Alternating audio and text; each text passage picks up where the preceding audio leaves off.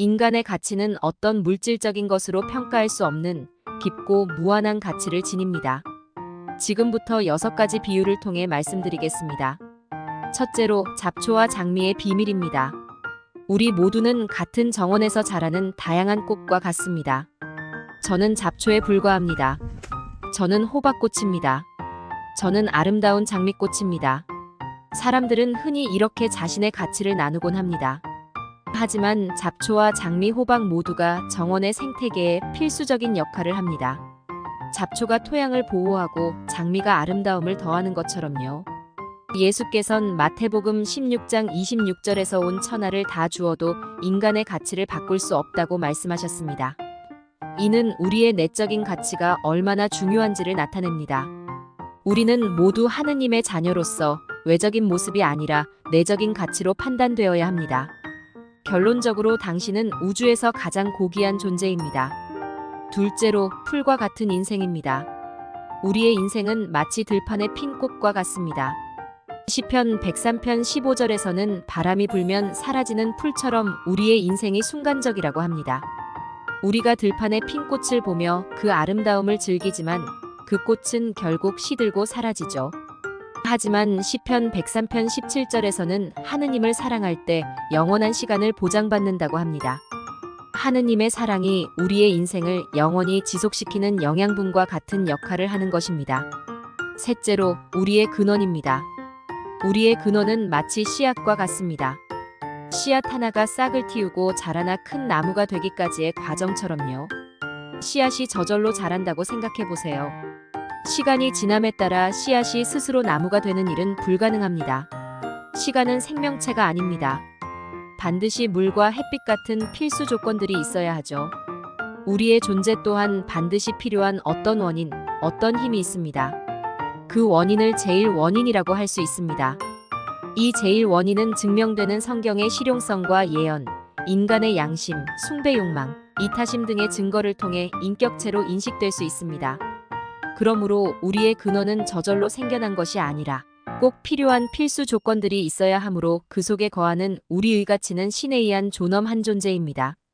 넷째로, 제1원인과 인격체입니다. 제1원인을 찾아가는 여정은 마치 잃어버린 퍼즐 조각을 찾는 것과 같습니다. 삶이라는 큰 그림 속에서 우리 모두는 그 퍼즐 조각이 어디에 속하는지 고민하죠. 한 번은 한 사람이 친절한 행동으로 주변을 밝게 만들었어요.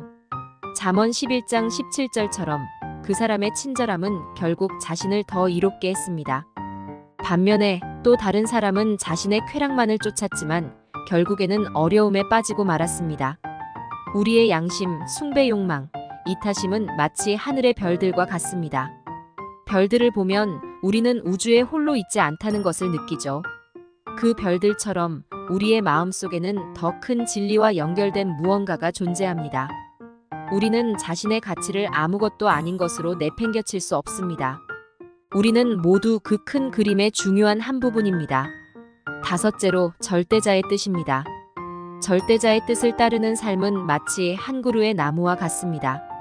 나무는 자신의 가지를 넓게 펼치며 그늘을 제공하고 지나가는 모든 이에게 열매를 나눠줍니다.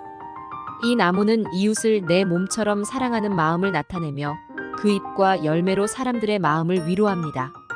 나무는 폭풍우가 몰아쳐도 굳건히 서 있지만 그 뿌리는 겸손하게 땅 깊숙이 내려가 있어 강한 겸손과 순결함을 상징합니다.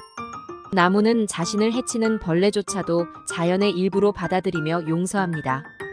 예수와 스테반이 죽기 전 자기를 죽인 자들을 용서한 것처럼 나무는 모든 생명을 포용하는 마음으로 생명의 순환 속에서 살아갑니다. 마지막으로, 하느님의 선물입니다. 하느님의 선물은 마치 요리책과 같습니다. 빌립보서 2장 12절에서는 두렵고 떨리며 구원을 이루라고 하잖아요. 이는 마치 완벽한 요리를 만들기 위해 열심히 노력하고 신중하게 재료를 선택하는 것과 같아요. 요리사처럼 우리는 우리의 영혼을 완성하기 위해 끊임없이 노력해야 한다는 뜻이죠. 잠언 24장 16절에서는 7번 넘어져도 8번째 일어나라고 합니다. 이는 우리가 빵을 만들 때 실패하는 모습을 상상할 수 있어요. 우리의 노력과 인내가 결국에는 큰 보상을 가져다주고 영원한 행복을 누릴 수 있다는 것입니다. 계시록 21장 4절은 하느님의 천막에서 영원히 살 수 있다고 말합니다. 여러분, 온 세상이 미쳐버릴 정도로 악하고 두렵습니다. 그러나 우리를 사랑하시는 신은 답을 가지고 있습니다. 기뻐하십시오. 이제 그만 당신의 눈물을 닦으십시오. 우리는 가끔 우리 자신의 가치를 낮게 평가할 수 있지만 사실 신의 눈에는 무한한 가치를 지닌 존재입니다. 그 사실을 기억하며 신의 자녀로서 우리 모두는 무한한 가치를 지니고 있습니다. 그리스 철학 에피쿠로스 사상인 고린도전서 15장 32절에 내일 죽을 터이니 먹고 마시자. 대신 내일을 위해 오늘을 준비하자. 라고 생각해 보는 건 어떨까요? 하느님이 주신 이 삶의 의미를 찾아가는 여정을 함께 즐겨보세요. 그러면 진짜 행복이 무엇인지 알게 될 것입니다.